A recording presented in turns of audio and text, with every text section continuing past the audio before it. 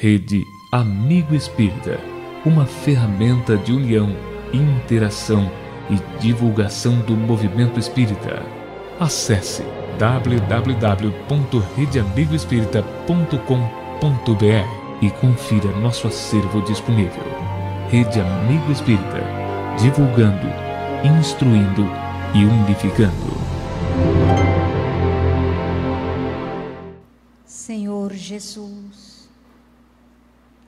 Divino Mestre, amigo incondicional da nossa vida, ainda sentindo no coração as vibrações suaves da música, que retratam dentro da nossa pobreza a expressão carinhosa do nosso amor pelo teu coração amantíssimo.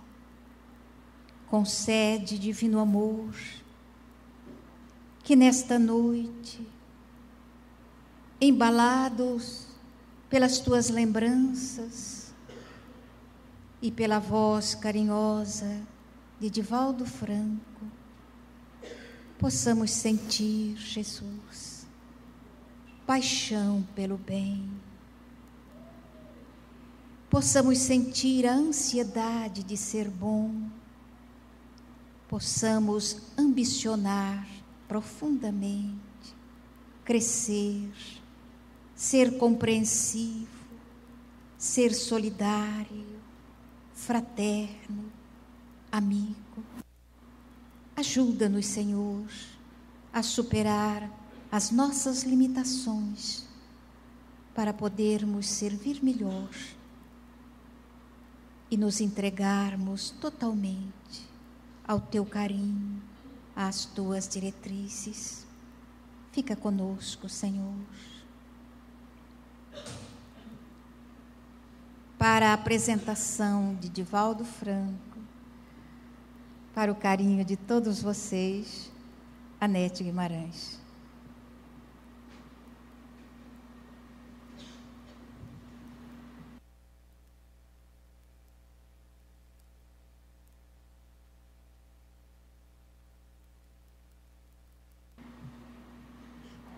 Serei breve. Apresentar o tio Divaldo, para mim é algo muito especial. Esse sempre foi o trabalho do meu pai. E estar aqui sempre nos embarga a garganta, porque nos lembramos profundamente dele, que conviveu com Divaldo desde os 12 anos de idade. Viveu na Mansão do Caminho, participou disso que vocês viram na exposição. Então, é uma grande responsabilidade essa oportunidade. E a gente tenta sempre dizer o melhor.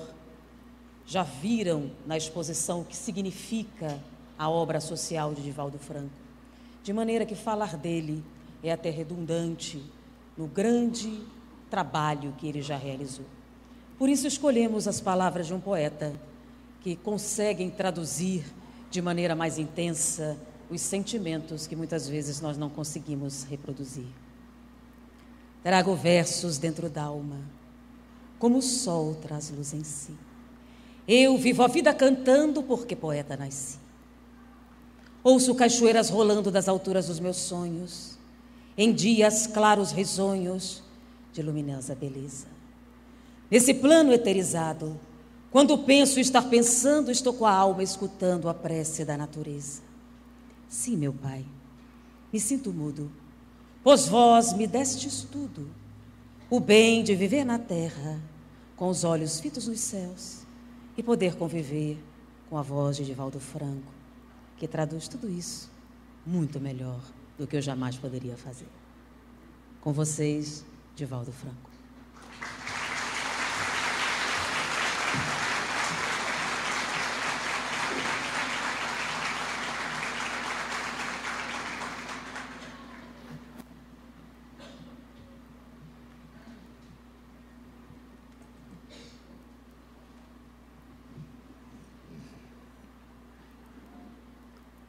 Senhoras, senhores, queridas irmãs, queridos irmãos espíritas, jovens, nossos votos cordiais de muita paz. Era uma cena familiar. Essa discussão natural que sempre ocorre no seio da família, quando os filhos pensam que alcançaram a idade da razão. Na residência da família Adams, de origem hebraica, as discussões eram raras, porque o genitor era um homem devotado, havia sobrevivido ao Holocausto e construído uma família digna nos Estados Unidos, na cidade de Cleveland, no Ohio. Mas naquele dia especial, o jovem Joe, rapaz de 20 anos, havia tomado uma decisão quase funesta. Era a década 1960, 1970. Era o período hippieísta, a libertação do jovem, as conquistas da mulher, a desmistificação do sexo, a busca às origens. E Joe fazia parte dessa juventude que se libertava do passado.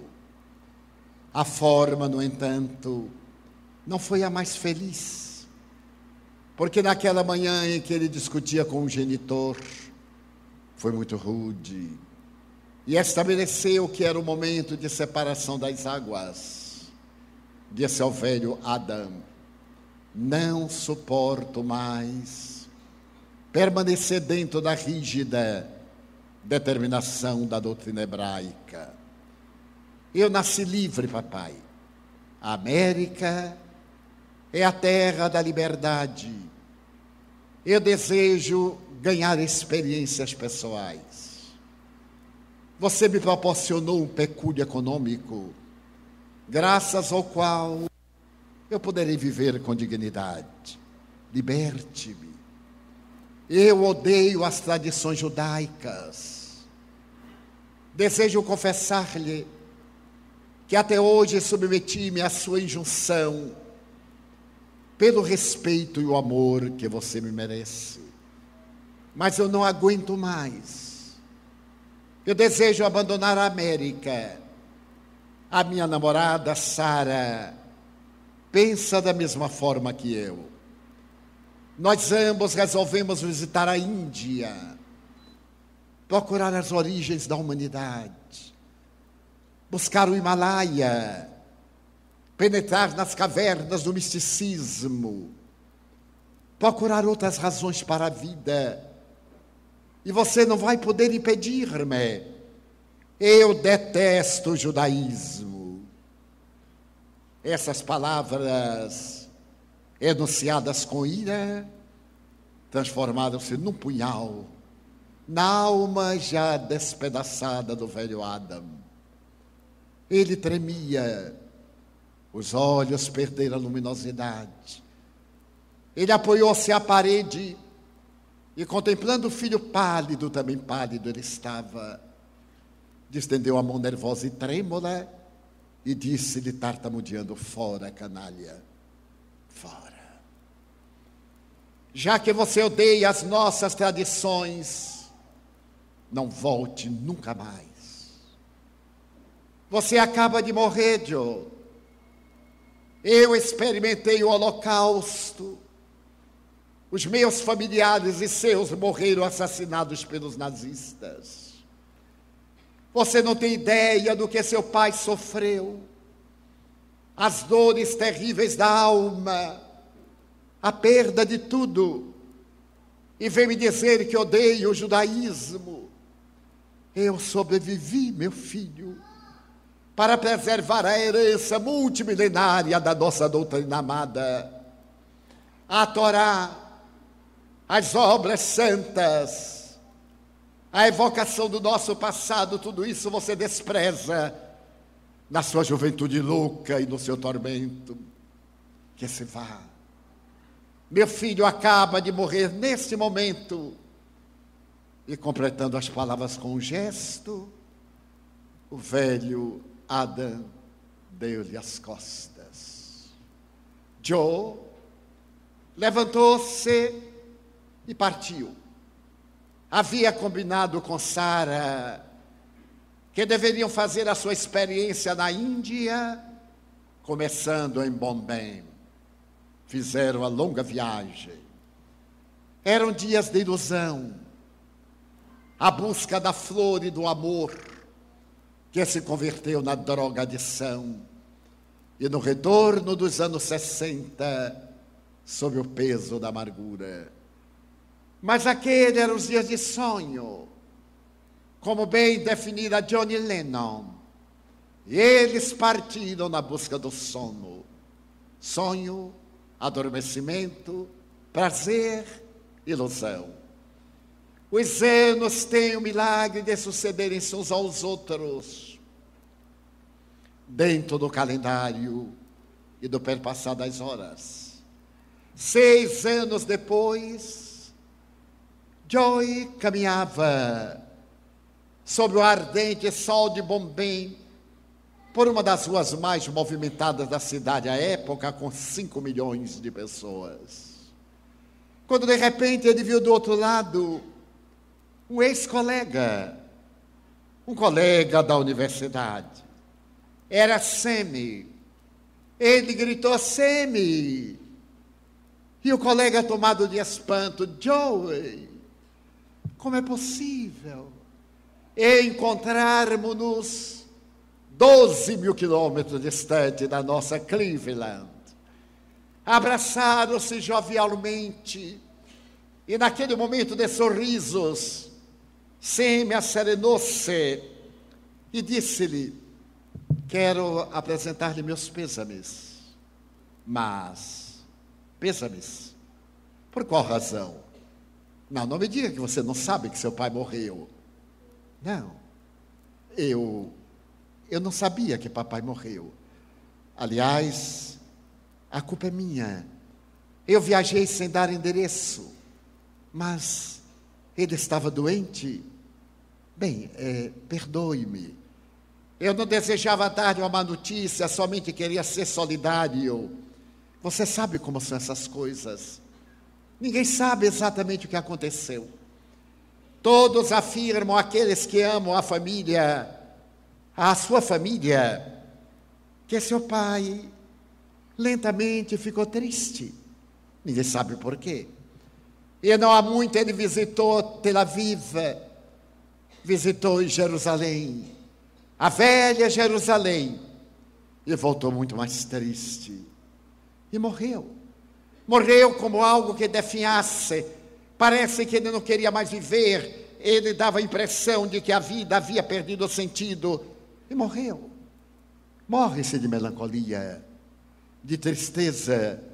Não é, Joe? Não. Papai foi assassinado. Mas como? Trata-se de um parricídio. Fui eu quem o matou. Eu matei-o de desgosto. Fui eu. Joe, você deve estar delirando. Não. Foram as palavras que eu lhe disse.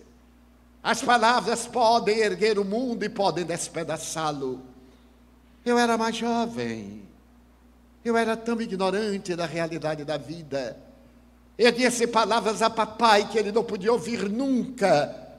De um adversário menos do seu filho único. Fui eu quem o matou. Muito obrigado, Sam. Que você seja feliz na Índia. E uma dor profunda tomou conta do coração de Joe. Ele retornou à casa e disse a Sarah: acabo de saber que matei papai. Que loucura! Estamos a uma distância. Não. Não é uma questão de distância. É aquilo que eu fiz com meu pai. Eu disse-lhe que odiava o judaísmo, o que é verdade. Mas eu não tinha o direito de dizer-lhe: nós somos judeus. Papai foi vítima da tragédia do Holocausto. Ele viveu para denunciar ao mundo esse antissemitismo, esse horror das perseguições, que apesar desse período de liberdade ainda existem. Eu matei papai. E então, Joy chorou copiosamente. Sara deixou de extravasar as angústias, fazer a catarse repassada e represada no coração. Naquela noite, após um dia de tormentos, ele disse: tenho que reparar, pelo menos, uma parte do mal que eu fiz. Antes de morrer, papai esteve em Jerusalém. Eu não sei o que ele teria ido fazer. Eu sei que lá existe o muro das lamentações, e que os judeus, desde o ano de 150, aliás, desde o ano de 70, quando Jerusalém foi sitiada por Tito, o filho do imperador Vespasiano, e foi destruída, que os judeus vão plantear o seu sofrimento naquela parede do lado oeste do Monte Sião, onde eles lamentam a perda da pátria. Eu tenho que ir a Israel, haja o que houver, mas nós ambos detestamos Israel, eu sei, mas eu tenho que ir, mas eu não irei com você. Você tem esse direito, Sara, mas eu tenho que ir. Se você me ama, venha comigo. Eu não poderei suportar os dois golpes, a perda de papai e a sua perda. Eu lhe suplico, venha comigo, venha comigo. Uma semana depois, os dois jovens judeus americanos haviam chegado a Tel Aviv e dali partido diretamente à velha e sagrada Jerusalém. Era um dia de sol, caminharam a esmo, como se uma desconhecida força conduzisse-os. Eles estiveram na parte mais santa da antiga Israel, e podiam contemplar acima do Monte Sião as duas imensas mesquitas na plataforma superior. E aquela estranha força foi levando Joe e Sara até o lado oeste, onde está a imensa parede de pedras de 5 a 20 toneladas de peso, que era o alicerce de um dos edifícios mais notáveis da antiguidade. O templo de Jerusalém fora construído em passado remoto por Zorobabel. Atravessaram os períodos amargos das perseguições. E mais tarde, quando os babilônios conquistaram Israel, mandaram demoli-lo. Era a maneira de despedaçar a alma israelita. E no ano 444 a.C., quando Ciro, rei da Pérsia, conquistou a Babilônia e libertou os israelitas, ele convidou a Esdras e a uma elite de homens tradicionais para que voltassem a Jerusalém e reerguessem o templo. Esse mesmo Esdras será o enviado para compor ou recompor o Pentateuco mosaico, que havia sido perdido na tradição oral em 400 anos de cativeiro na casa da Babilônia. Esdras recompôs a obra grandiosa de Moisés que trazia de memória. Ergueu o segundo templo, que seria aperfeiçoado mais tarde por Salomão, o que daria a característica de Templo de Salomão. E a época de Jesus havia sido ainda mais embelezado por Herodes o Grande. Herodes o Grande não era judeu, odiava os judeus, e também era pelos judeus odiado.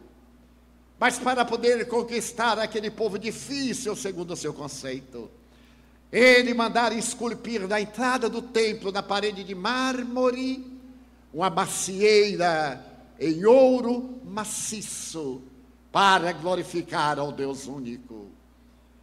Na época de Jesus, o templo Era um conjunto de obras extraordinárias. Não era um edifício convencional. A parte central propriamente dita, na qual se encontrava por detrás do reposteiro de veludo imenso, a Arca da Aliança e os objetos chamados sagrados, esse santuário incomum de arquitetura extraordinária destacava-se entre átrios, salas, edificações, pórticos, num dos quais o menino Jesus, aos 12 anos, embaraçara os doutores da lei. Era esse templo que foi arruinado mais tarde por Tito, quando esteve sitiando Jerusalém de 68 a 70. E os judeus renderam-se, e ele não deixou pedra sobre pedra, conforme Jesus profetizara em Marcos 13, versículos 1 a 3. E era exatamente essa parede em que os judeus lamentavam, que agora se destacava pétrea, carcomida pelos milênios, e que Jó olhava algo enternecido, acercando-se daquela divisória que separa da parede dita sagrada, e perguntando dos porteiros: como é que devemos proceder para nos adentrarmos aí? Sara disse: eu não entro. Aliás, as mulheres não têm sempre permissão para adentrar-se na área. E o porteiro lhe disse: é necessário vestir-se. Bem mais, quero dizer, colocar um solidel, um chapéu. Ninguém se aproxima da porta de entrada do Senhor com a cabeça descoberta. Mas ali você pode pegar o jornal, improvisar um chapéu e adentrar-se. Ele parecia impulsionado por uma força peculiar. Aproximou-se da mesa, tomou um jornal, fez uma dobradura, colocou a cabeça e aproximou-se do imenso santuário de pedra fria. Ali estavam ortodoxos, judeus de diferentes países do mundo, que se movimentavam orando, que tinham sobre o ombro o tecido das orações. Havia um jovem que reflexionava enquanto contemplava a Torá, movimentando-se no ritmo das palavras que considerava sagradas. Jó olhou e perguntou-lhe en passant: o que é que você está lendo? A Torá. Você é judeu-americano? O seu acento é de judeu-americano? Sim. O que faz aqui? Estou de passagem. Eu vim visitar o Muro das Lamentações. Como é que eu devo fazer? Você vai até ali e pega a Torá. Podem prestar-lhe. Abre-a e começa a lê-la. Então Jó aproximou-se de uma mesa onde estavam vários exemplares das obras tradicionais e sagradas de Israel. Tomou de uma Torá, aproximou-se e abriu-a casualmente. Seus olhos caíram no Salmo 23 de Davi. O Senhor é o meu pastor e nada me faltará. E mais adiante, mesmo que eu andasse pelo vale da sombra da morte, não temeria, porque o teu bastão me sustenta. Então as lágrimas aljofaram nos olhos. Ele comoveu-se. O amigo percebeu. E então agora ele prorrompeu num grande pranto. O amigo segurou-lhe a mão e perguntou-lhe: que passa? Ele disse: lamento muito. Eu matei papai. Eu sou um filho ingrato. E o seu nome? Joey Adams. Joey, aqui é o local do arrependimento. É aqui que nós choramos nossas penas, que pedimos perdão a Deus. É aqui que suplicamos uma nova oportunidade. Peça a Deus. Mas eu não acredito em Deus. Não faz mal, Joe. Deus acredita em você. E isso é que é importante. Fale com Deus. Então ele percebeu que nos interstícios das pedras, tão bem colocadas que uma lâmina não tem facilidade de entrar, havia, no entanto, uma porção de bilhetes, de papeizinhos enrolados, queimados pelo tempo, de dobraduras colocadas com muito sacrifício. E ele perguntou: o que é isso? São atos de arrependimento. É a maneira que as pessoas encontram de deixar aqui o seu lamento. Daí o nome do muro, das pessoas pedirem perdão a Deus ou pedirem perdão a alguém. Ai, se eu pudesse pedir perdão a papai. Aqui é o local. Você teria um pedaço de papel. O jovem colocou a mão nos bolsos, retirou um pedaço de papel diminuto. Deu-lhe uma lapiseira. E ali mesmo, encostando-se ao muro das lamentações, Joe escreveu: papai, perdoe-me, papai. Eu não o quis ofender. É loucura de jovem. Eu amo, papai. Perdoe-me, Joe. Então ele enrolou e o rapaz disse: vai ser difícil encontrar um lugar. Muito difícil. Ele então foi procurando e havia um pequeno orifício. Ele tentou colocar, quando dali caiu um papel. Ele ficou estremunhado. Estava perturbando o pedido de alguém. O papel estava amarelado, manchado do chão. Ele abaixou-se para tentar colocar no lugar que o seu bilhete ocupara. Uma força estranha impeliu a ver o que estava escrito. Ele desenrolou com muito cuidado o papel para que se não fragmentasse. E por pouco não desmaiou. Joe, meu filho, eu aqui estive pedindo perdão a Jeová. Perdoe ao seu velho pai, Joe. Se algum dia você vier até este muro, e se Deus permitir que você me entenda, perdoe-me, meu filho. Eu sempre o amarei. Quando ele disse que não voltasse mais, eu selei o meu próprio destino e estabeleci a hora da minha morte. É um morto que ele fala: perdoe-me, meu filho. Ali estava o nome do velho Adams. Joe fechou os olhos, estreitou aquele pedaço de papel de encontro ao peito. E o amigo lhe perguntou: o que passa? Ele disse: leia, é o bilhete de papai. Ele esteve aqui. Ele esteve aqui. A sua mão guiou a minha mão para que eu colocasse o meu pedido de perdão, onde ele havia colocado o seu perdão a mim mesmo. Os dois jovens abraçaram-se. E o israelita perguntou a Joe: você tem onde ficar por acaso? Não, não. Eu estou com a minha namorada. Chegamos há pouco, aqui perto, disse o jovem.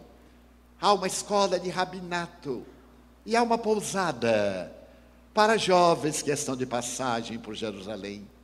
Você gostaria de ficar lá? Claro.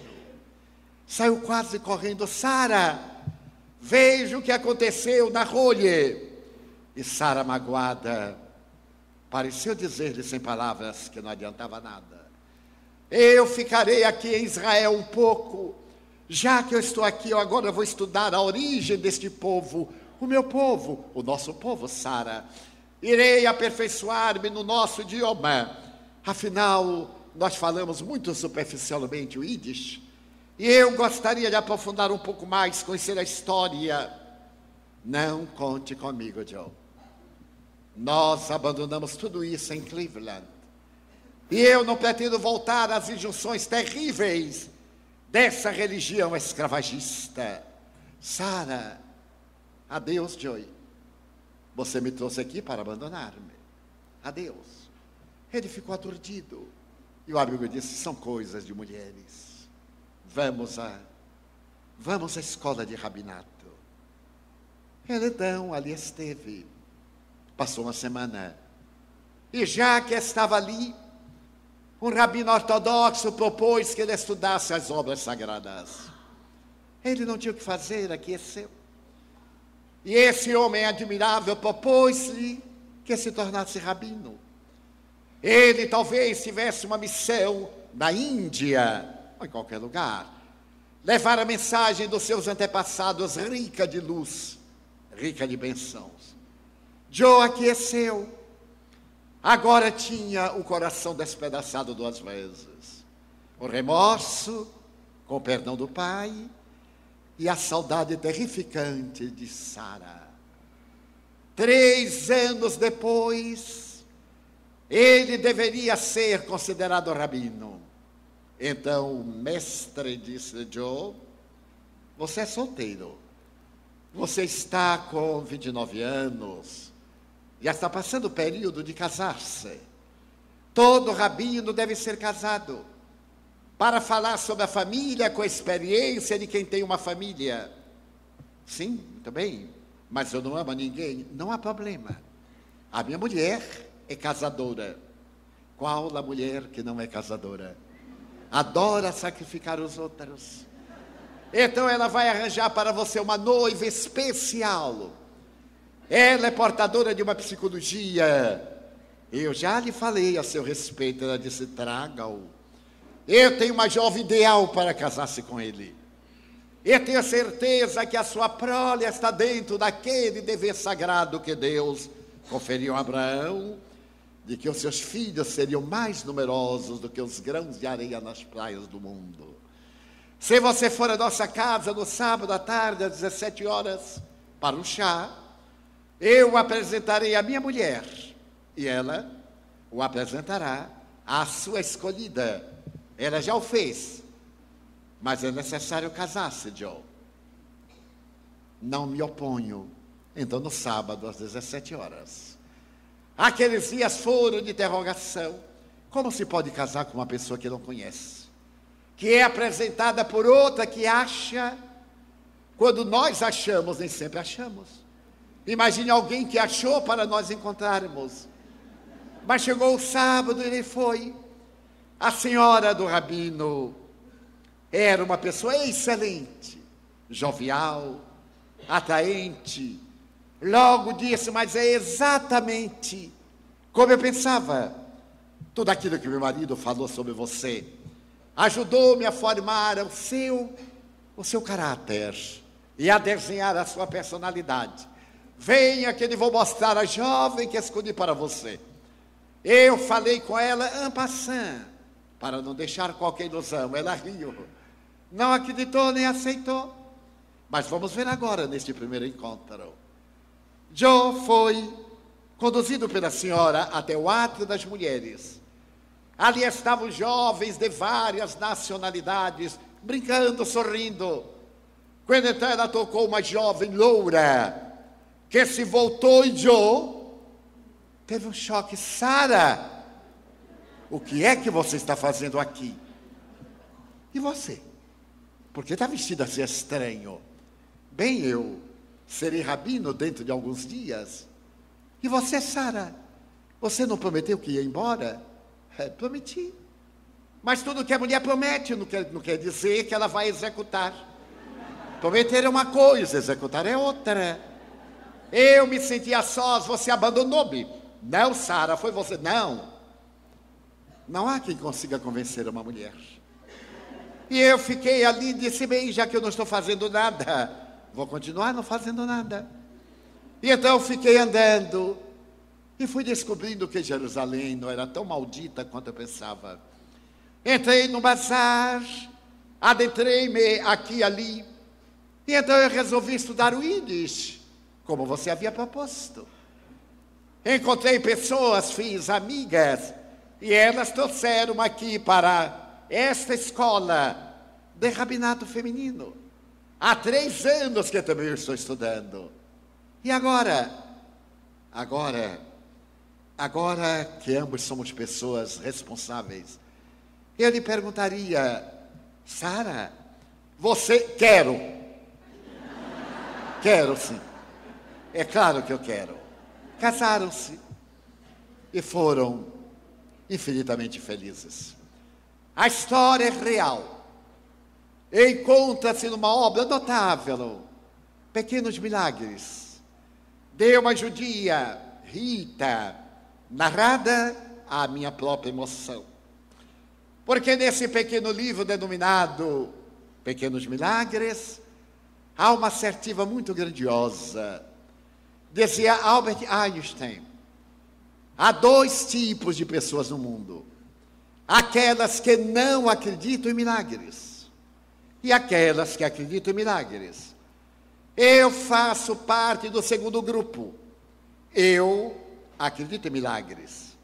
Não nesses milagres que violentam as leis naturais do cosmos, mas nesses acontecimentos que estão fora da pauta de tudo aquilo que é dito como racional, como previsível.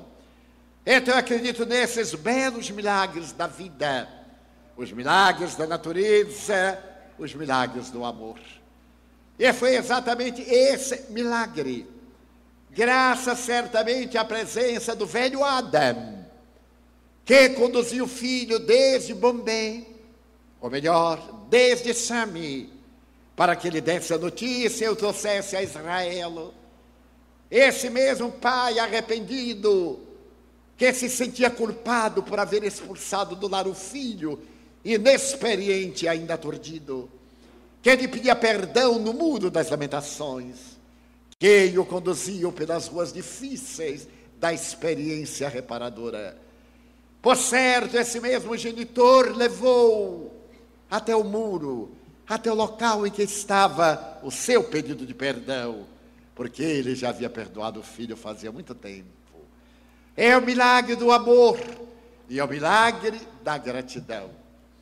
Na psicologia da gratidão, o espírito Joana de Ângeles diz que as flores são a assinatura de Deus, o seu autógrafo, colocado no altar da natureza, como gratidão pela bênção da vida. E dessa forma, a psicologia da gratidão é a psicologia da vida. Aprendemos que gratidão é retribuição, mas na psicologia da gratidão, esse sentimento é muito mais profundo. É um estado de espírito que leva a pessoa à plenitude, à alegria de viver, a não apenas retribuir aquilo que recebe, mas a dar muito além, ademais de tudo aquilo quanto haja recebido. Quando nós oferecemos algo porque alguém nos beneficiou com alguma coisa, estamos resgatando o que consideramos uma dívida. Não é gratidão, é o quitamento de uma obrigação. A gratidão é um sentimento de beleza, é uma espécie de sorriso da natureza quando podemos contemplar a vida nas suas expressões mais variadas, agradecendo sempre a Deus primeiramente, e à vida, a oportunidade de estar-se reencarnado na Terra. Eu me recordo que a primeira vez quando eu fui à Alemanha, no ano de 1977, fui convidada para oferecer uma conferência na Universidade de Berlim, na aula de Sociologia. Eu havia vivido o período da Segunda Guerra Mundial e havia sido educado no tempo em que tudo que era alemão era bom. Bastava ter a marca alemã em qualquer metal, era excelente. Como esquecer as máquinas de costura, as facas, as lâminas, tudo aquilo que havia na Alemanha, e depois a propaganda. O alemão era um ser superior, e eu acreditava.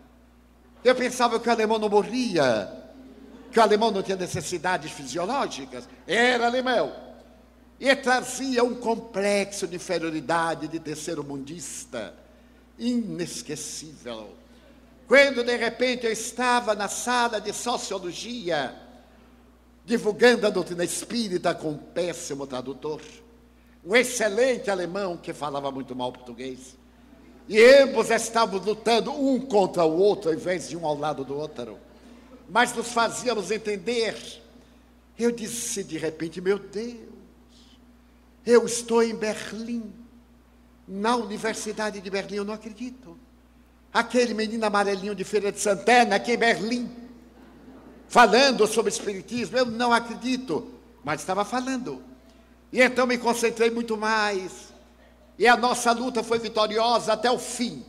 Chegou o momento das perguntas, eu esperava perguntas embaraçosas, complexas, e à medida que elas iam chegando, ia respondendo, e até aplaudiam, aquelas palmas de caridade, mas eram palmas.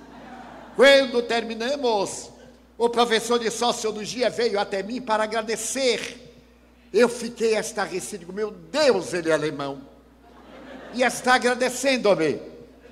Quando me sentei um momento, fiquei sorrindo e, Pai nosso que estás nos céus, muito obrigado, Senhor, pela oportunidade infinita da tua misericórdia para com o servo indigno trabalhar na tua seara.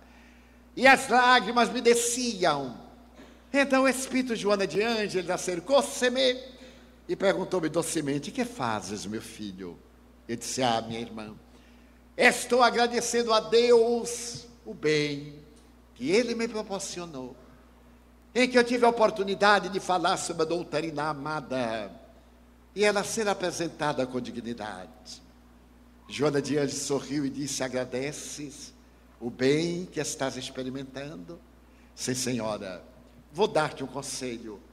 A partir de hoje, ademais de agradeceres o bem que te acontece, passa a orar a Deus agradecendo o mal que não te aconteceu.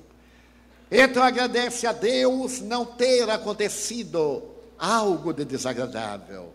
Eu nunca havia pensado nisso. E então comecei a agradecer, muito obrigado, Senhor, porque tudo saiu bem na medida do possível. E a partir daquela data, eu passei a agradecer o bem que me acontece e o mal que me não acontece. Em uma conferência em Londres, quase há 5 anos, eu referi-me rapidamente a esse ato de agradecer. E quando terminei, desci com a minha intérprete, uma senhora escocesa, gorda, bonita, porque quem é gorda aqui para nós é bonito. A gente abraça muito bem, mas quando a pessoa é um cabide, não tem nem o que abraçar. Então ela se aproximou sorrindo e disse, Mr. Franco, você agradece a Deus todo o bem que lhe acontece? Sim, senhora. E o mal que lhe não acontece? Sim, senhora. Eu estava crente que a senhora estava deslumbrada. Ela disse, pois eu agradeço a Deus o bem que me acontece, o mal que me não acontece e também o mal que me acontece, porque somente me acontece aquilo de que tenho necessidade para evoluir, não lhe parece? Eu é que era orador. Então olhei para ela e disse, nunca havia pensado nisso. Pense-o. E saiu com os seus suaves 80 quilos. E a partir de então, eu comecei a agradecer a Deus o bem que me acontece, o mal que me não acontece. E quando me acontece algo que seja desagradável, muito obrigado, Senhor, porque disso eu necessito para a evolução. Afirma então Joana de Ângeles que é a arte e a psicologia da gratidão. Ao escrever um livro com esse título, ela apresenta ângulos variados a respeito da gratidão. Quando me propôs a elaboração desse livro, eu disse, mas minha irmã, a senhora vai escrever um livro sobre a gratidão? Se eu fosse para fazer uma conferência, eu não falaria 10 minutos sobre a gratidão. Ela disse, pois é, meu filho, porque você é ingrato. Pois eu pretendo escrever um livro que é apenas o primórdio de uma grande obra que não teremos tempo de executar. E escrever um livro de mais de 200 páginas sobre a psicologia da gratidão, demonstrando os vários ângulos através dos quais nós podemos ser gratos a Deus. E utiliza-se da mitologia grega. Ela toma como base essencial o mito de Perseu, aquele jovem que é filho de Danae. É uma história muito bela. Acrísio era um rei poderoso. E ele recebeu de um oráculo que seria assassinado por um neto. De imediato ele tomou precauções. Tinha somente uma filha, Danae.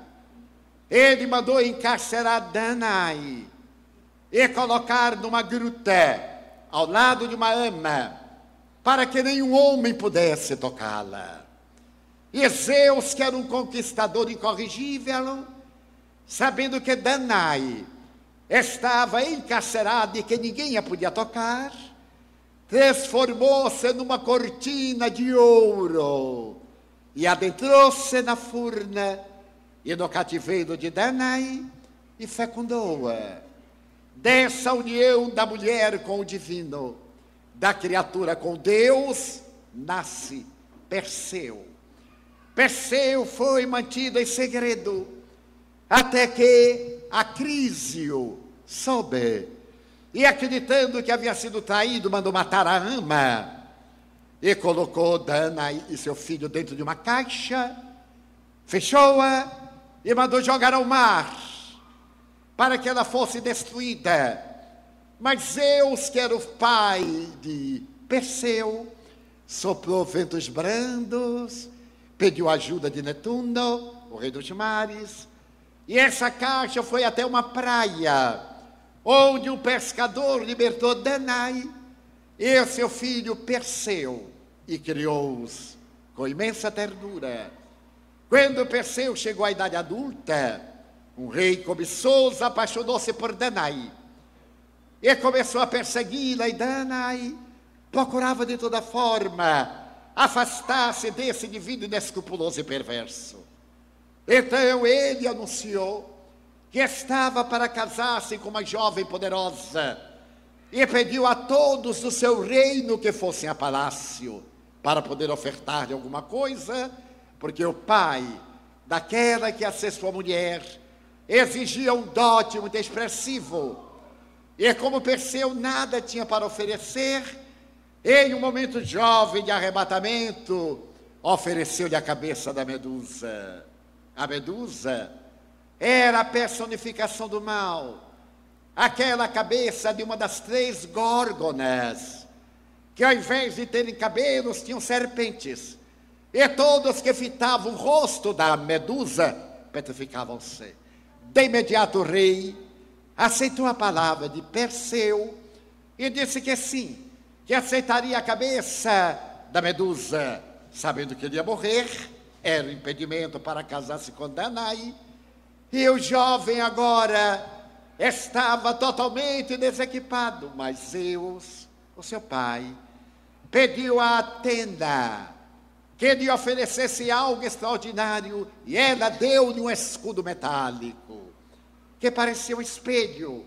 Marte ofereceu-lhe asas que foram colocadas aos pés, e cada deus fez a sua contribuição. A lenda é linda e larga, vamos sintetizá-la.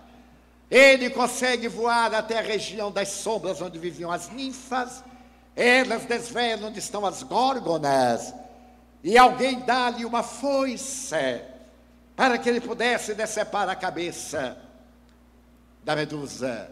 E ele lá chega.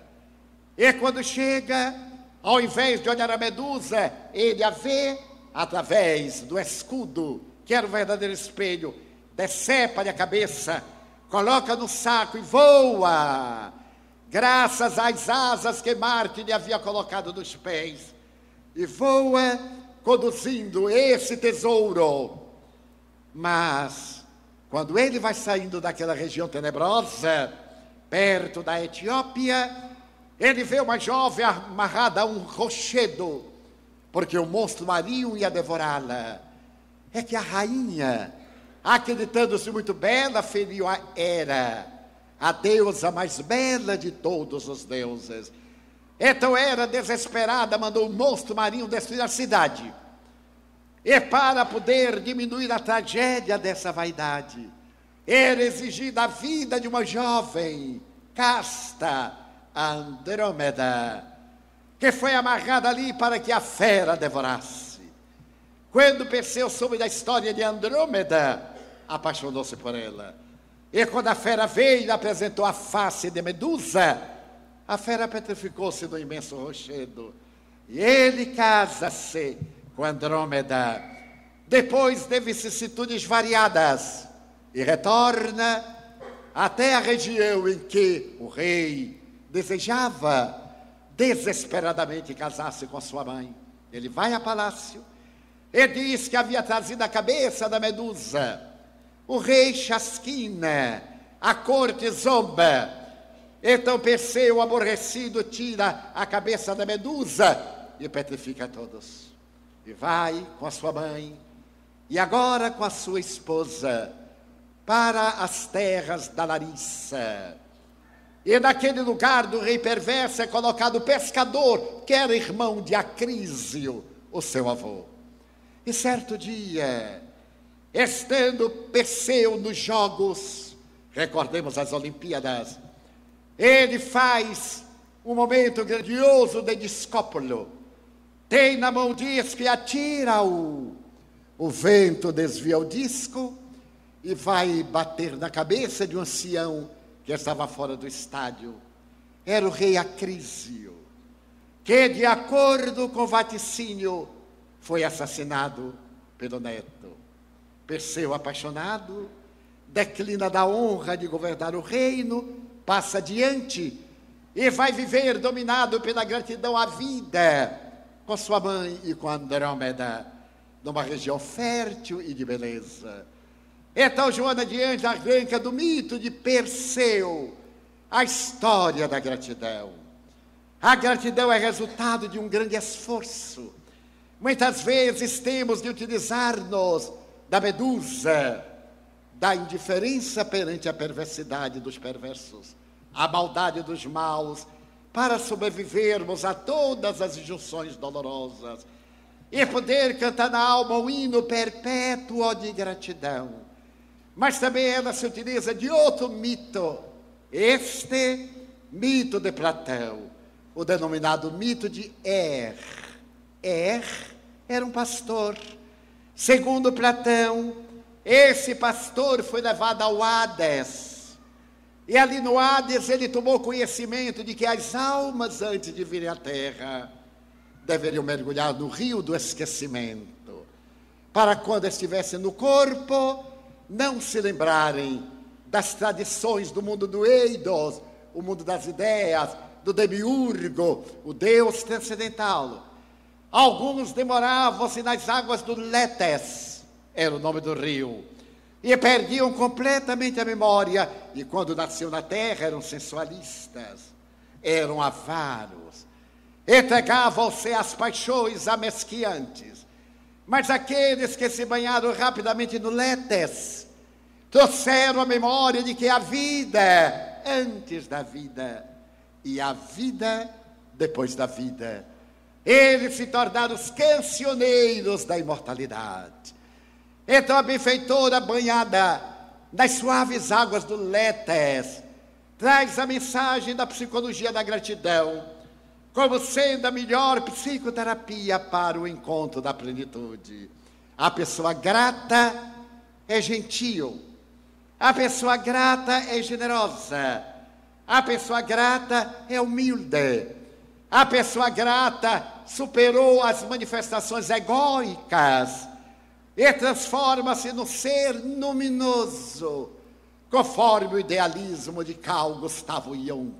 Um ser feito de luz, na expressão de Jesus, que conquistou o reino dos céus dentro do próprio coração.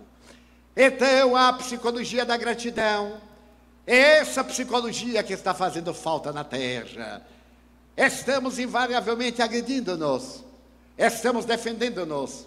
Ao invés de sermos pessoas amantes, somos pessoas armadas.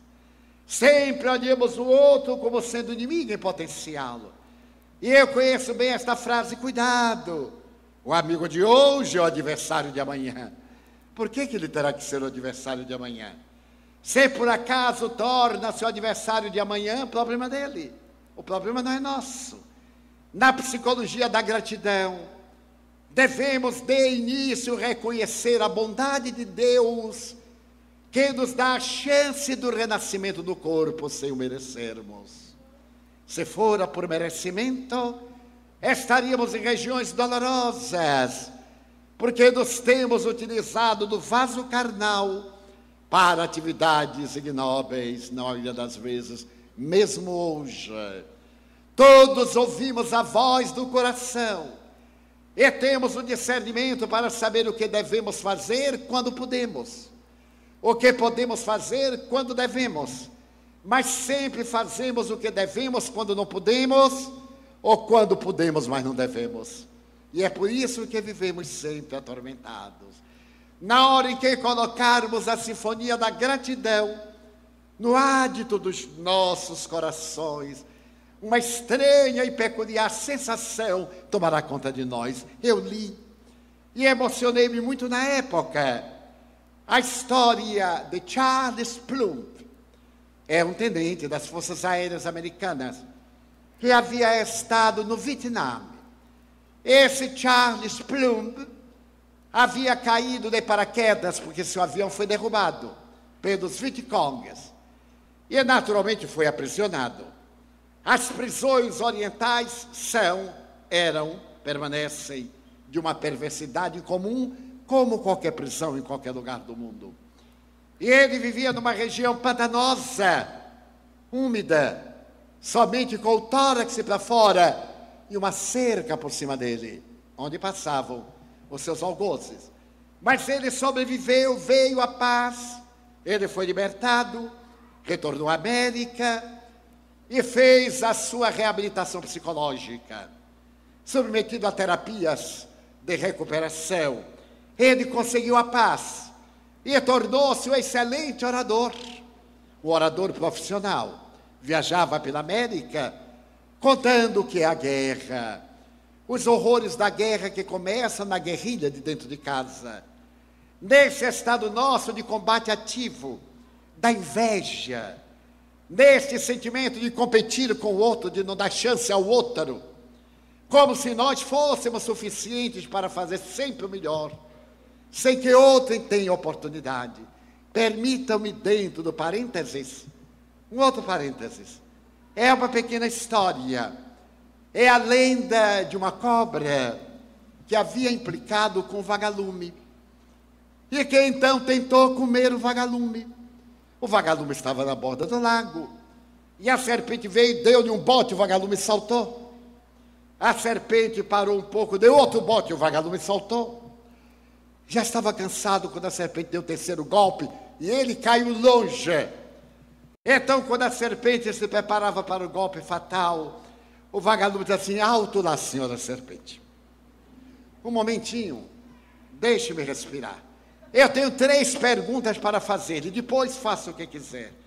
A cobra sorriu, botou a língua de fora. E o vagalume perguntou: eu não faço parte da sua cadeia alimentar, faço? Ela disse: não. Eu não lhe prejudiquei de forma nenhuma, prejudiquei? Não. E é por que a senhora quer me comer? Porque você brilha. Então, na terra existem muitas serpentes que estão perseguindo os vagalumes, estão impedindo os vagalumes de derramarem claridade na noite escura. Eu não tenho o sentimento da gratidão, que faz parte do arquipélago sinfônico do amor. Somente quem ama é capaz de ser grato. E é por isso mesmo que a gratidão, segundo Joana de Ângeles, desempenha um papel fundamental em nossa vida. E esse Plumb costumava contar a história do seu cativeiro, a sua libertação. Certo dia ele estava em um bar, terminando de narrar a sua história, quando alguém que estava no balcão olhou para ele e perguntou: o senhor não é o tenente Charles Plumb? Sim. O senhor não era da divisão de aeronáutica número tal? Sim. Ah, era eu quem dobrava o seu paraquedas. E funcionou bem, não é? Porque o senhor está vivo. Era eu quem dobrava o seu paraquedas. Então Charles Plumb olha para aquele homem. Foi ele quem o salvou. aquele anônimo que dobrava paraquedas. Porque se o paraquedas de seda e de fios não estivesse muito bem dobrado, ele teria morrido. Então ele ali estava cantando a glória dos seus feitos, mas o herói era aquele homem anônimo que sequer ele sabia o nome. E a partir dali, quando ele começava as suas experiências e as suas narrativas, ele perguntava e pergunta ao auditório: quem foi que dobrou seu paraquedas hoje? Porque se estamos aqui, é porque alguém nos dobrou paraquedas, demonstrando o sentido profundo, extraordinário da gratidão. Então a gratidão não pode ser traduzida em objetos que retribuem favores. Eu tenho uma amiga que tem a lista de Natal. Quem é que não tem? Eu também tenho. A lista de Natal. E ela então me disse: Divaldo, eu sou muito prática. Eu começo a fazer os embrulhos em novembro, para não me esquecer de ninguém. E como eu vou comprando, eu coloco o preço de cada lado. E quando eu recebo o presente, eu confiro. Se é mais barato do que o meu, para o ano ele não recebe. Então eu vou eliminando esses que são sovinas e abrindo espaço para aqueles que são generosos. Eu sou uma pessoa muito grata. Eu digo: nossa, nesse gênero, você pode montar um brechó de coisas valiosas, porque você não elimina aquele que lhe dá um presente mais caro do que o que você deu. Quando o sentido do presente não é o preço, é exatamente a lembrança do presente. É muito comum dizermos: aqui está, eu me lembrei de você. Esse é o sentido de gratidão, é o sentido de amor. Anteriormente nós tínhamos o hábito, todos nós, de mandarmos cartões postais. Era interessante. Eu tive um irmão aqui na terra que era sui generis, um temperamento muito especial, para não dizer um temperamento terrível. E meu irmão me adorava. Eu era o único amado, o bem amado. E retribuía. Quando eu comecei a viajar, chegava a uma cidade famosa e, claro, mandava um cartão a meu irmão: lembrei-me de você. Era a Torre Eiffel, era o Louvre, era o British Museum, fosse o que fosse, era Jacarepaguá. Então, eu mandava. E certo dia eu estava crente que eu era muito carinhoso com meu irmão. Um outro irmão, fofoqueiro, disse assim: Di, você fica mandando a fulano esses cartões postais, ele fica revoltado. Não me diga. Mas por que ele fica revoltado? Ele pega o cartão e diz: está se exibindo. Eu digo: bom, muito obrigado. Nunca mais eu mandei cartão postal para meu irmão, o mais velho. Então, alguns meses depois, fofoquinha me disse: Di, fulano acaba de dizer que está tão soberbo que nem tem para mandar um miserável cartão postal, você não tem. Então, o que fiz? Mandava numa semana um, na outra não. Mandava um, na outra não. Porque eu queria dizer ao meu irmão que eu era grato a ele, porque financiou a minha primeira viagem à cidade do Salvador. Quando saindo do interior, eu vim trabalhar e iniciei a minha jornada de independência econômica. Era a minha maneira de dizer-lhe que eu era grato. Mas como ele era muito especial, então era necessário lidar com a sua especificidade. E quando ele estava desencarnando, chamou-me em Feira de Santana, e entre as muitas perguntas que me fez, ele perguntou: Di, você tem algum ressentimento de mim? Ele disse: mas por quê? Por causa dos cartões postais. Eu digo: não. Pois olhe, eu lhe sou tão grato por haver me mandado aqueles cartões postais, que estão todos guardados naquela caixa. Quando eu morrer, leve, que não fique para ninguém. Eu estou devolvendo, viu como eu sou grato? A gratidão tem sutilezas. De fato, era uma forma de me dizer: muito obrigado. Porém, um dos gestos mais belos de gratidão que eu conheço, e narra Joana de Anjos no livro, foi algo que aconteceu em Londres. em um dos circos mais famosos da humanidade, Barney and Barney. Naquela oportunidade, um dos elefantes enlouqueceu.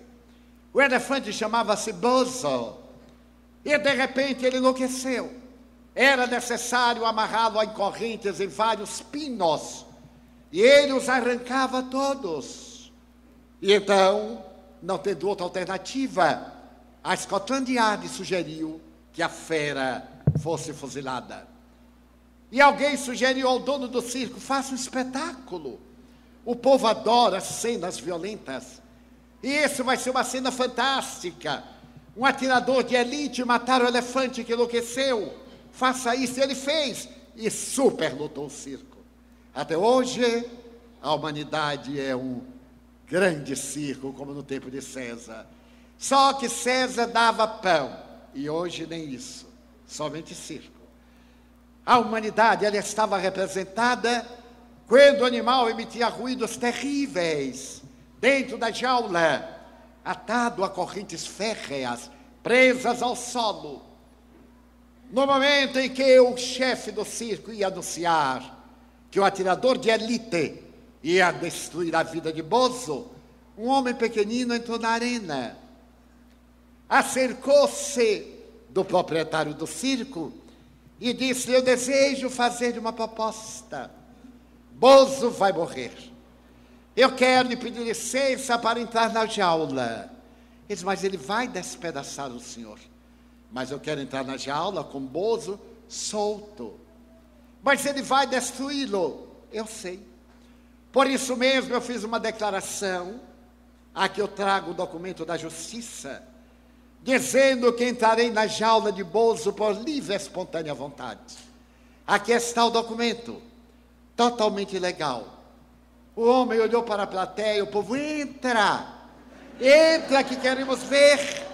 As pessoas são muito generosas. Então o dono do circo achou o espetáculo fantástico. Mandou que se arrancassem aqueles cravos presos ao solo, às barras, que soltasse Bozo. O homem pequenino tirou o paletó, tirou o chapéu coco, entregou-lhe, abriu a jaula, entrou e começou a cantar um mantra. A vozinha débil foi-se agrandando. A melodia foi tomando conta do circo com uma expectativa imensa. Um silêncio sepulcral. Bozo movia o corpo enorme, levantava a trompa, e o homem continuava cantando. Acercou-se, o animal desceu a trompa. Ele sentou-se, Bozo colocou nas costas, e ele disse: abre a porta. E cantando, Bozo deu várias vezes a volta ao picadeiro. O público explodiu em palmas. Bozo estava curado. O homem sorriu para o dono do circo e disse: milagre nenhum. Bozo é da minha terra. Eu sou indiano. Ele veio da Índia, de uma região de língua pali. Na sua infância ele ouvia as crianças que falavam pali, que eu levava a banhar do rio, que eu conduziam. Depois ele passou somente a ouvir inglês. O que Bozo tem é saudade. Saudade do seu dialeto. Ao ouvir o seu dialeto, ele acalmou-se. O homem foi ovacionado, tomou o chapéu, o paletó, vestiu e desapareceu. Então o dono do circo emetado olhou o documento e viu assinado embaixo: Rudyard Kipling, o Prêmio Nobel de Literatura, que havia escrito o célebre livro Mowgli, o Menino Lobo, o amante dos animais. A gratidão dele a Bozo, sabendo a razão da fúria do animal, e a gratidão de Bozo, o animal, àquela voz melodiosa que no seu mantra levou de volta à infância.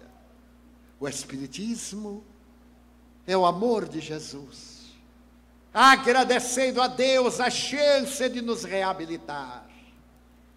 Ele mandou-nos o Espírito Consolador, para que, a semelhança daqueles que atravessaram Letes, do mito de Er, recordássemos de que a vida da terra, por mais longa que se nos apresente, é sempre muito curta. Depois que passa, quando eu era jovem, eu olhava um homem de 20 anos e dizia, meu Deus, como ele é velho. Quando eu completei 20, eu olhava um de 40 e dizia, nunca chegarei lá. Quando eu completei 40, eu contemplava um de 50 e dizia, meu Deus, ele tem meio século. Então eu completei 50, olhava um de 70 e dizia, qual? Olha ali arrastando o pé, eu, hein? Eu vou morrer jovem. Completei 70, então eu olhava um de 80 e dizia assim, meu Deus, se aquela é a melhor idade, eu prefiro ficar nos 30. Mas já estava com 70. Certo dia eu acordei, estava com 80. Então eu olho para o de 90 e digo, olá, boy. Eu chegarei aí. E quando alguém se atreve a me dizer, Divaldo, nós somos amigos há 100... Cale a boca. Que horror, que mania. Eu digo, meu Deus, eu confesso que eu não acredito que tenho essa idade toda que o povo anda dizendo. De vez em quando eu olho a certidão de nascimento, está lá, mas não pode. Então ela é tão curta, mas ela vale não pela extensão, mas pela profundidade. Melhor uma vida breve, rica de bênçãos, do que uma vida larga, estéril, inútil, feita de ociosidade, de prazer, de egotismo. Então o Espiritismo veio convidar-nos para algo transcendental, o sentido da vida, o significado psicológico. Para que estamos na Terra, senão para nos auto-iluminarmos. Aproveitemos-nos de cada instante para bendizer a Deus, a alegria e a dor, a felicidade e o infortúnio, porque tudo isso está contabilizado em nossa agenda evolutiva. Dia chegará em que a irmã morte eternamente balbuciará aos nossos ouvidos, aqui estou. Retornemos na barca de Caronte e atravessemos o grande rio até a outra margem, onde está a vida. É por esta razão que desejamos agradecer ao Grupo Espírita Caminho da Esperança, na pessoa da nossa querida Ana Jaici Guimarães, da sua família biológica e da família espiritual. Agradecer o serviço dedicado a Deus, a sua vida entregue à divulgação da doutrina espírita.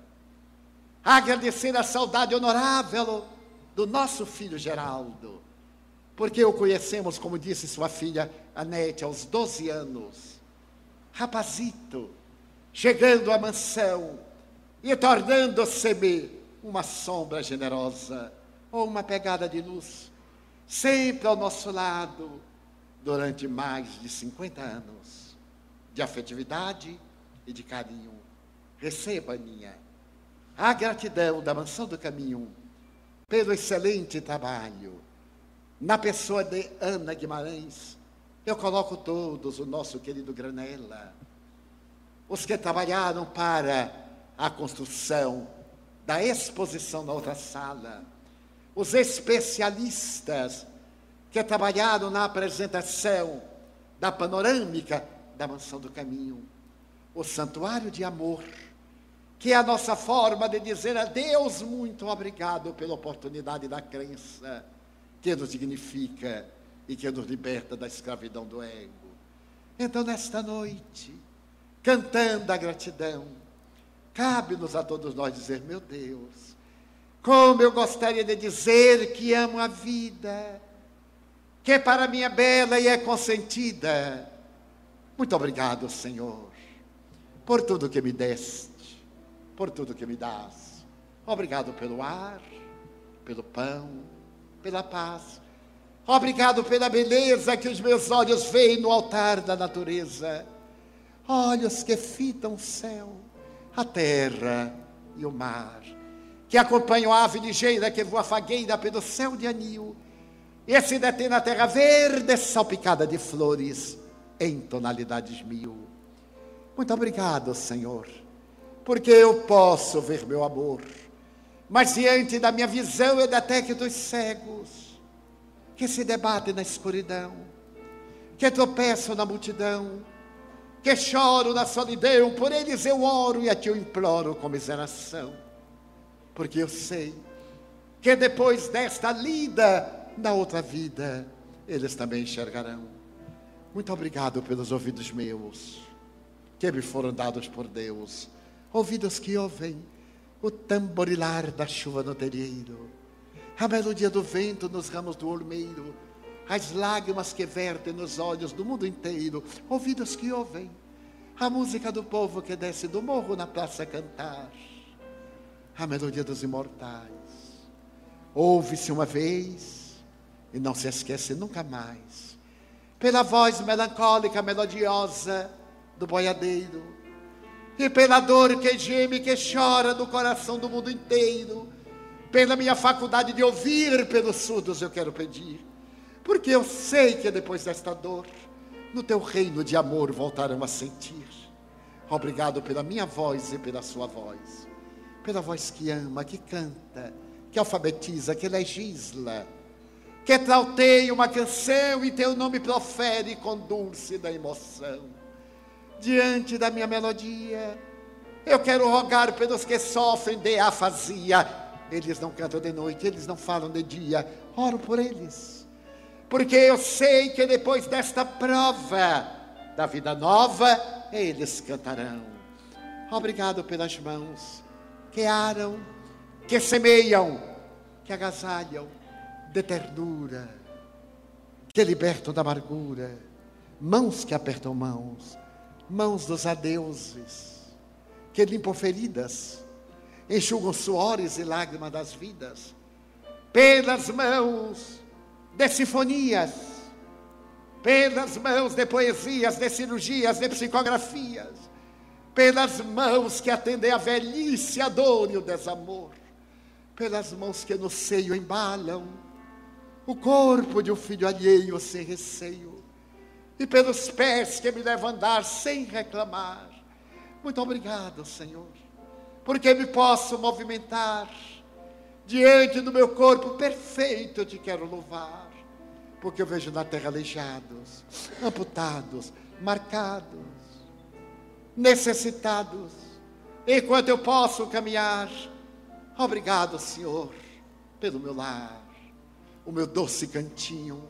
Não é importante que seja uma favela ou um ninho, um duplex, um bangalô, seja o que for, mas que dentro dele exista a presença do amor de mãe, ou de pai, de mulher, ou de marido, de filho, ou de irmão. Um amigo que nos dê a mão, porque é muito triste viver na solidão. Pelo menos a companhia de um cão. Mas se eu a ninguém tiver para me amar, nem um teto para me agasalhar, nem uma cama para repousar, nem aí me esquecerei de dizer obrigado, Senhor, porque nasci. Muito obrigado, porque creio em Ti, pelo Teu amor. Obrigado, Senhor, pela Sua atenção. Muito obrigado, senhores.